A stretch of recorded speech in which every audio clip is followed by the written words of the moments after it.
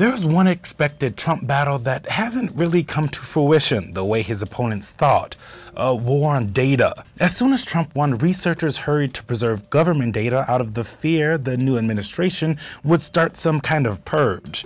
The fear was born out of quotes like this: "Don't believe those phony numbers when you hear 4.9 and 5% unemployment.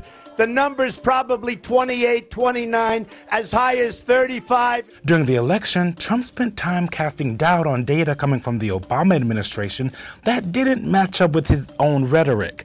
And then in May of this year, 3 months of census data just up and disappeared from the website. It included age, sex, and employment info, which are vital to finding out what the unemployment rate is. That sent researchers into a tizzy, thinking the Trump administration was finally deleting government data that didn't fit with the president's rhetoric. There's just one huge problem.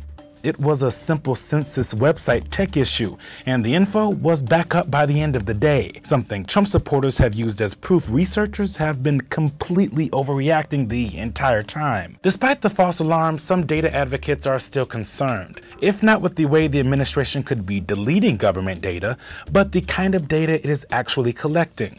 For example, the White House has proposed less funding for climate data collection from multiple agencies. And the budget director also had this to say in March. As to climate change, I think the president was fairly straightforward, that we're not spending money on that anymore. We consider that to be a waste of your money to go out and do that. All of that combined is giving climate change advocates concern that there will be a move away from researching climate change, a topic the president has wavered on for years. But there is something to keep in mind.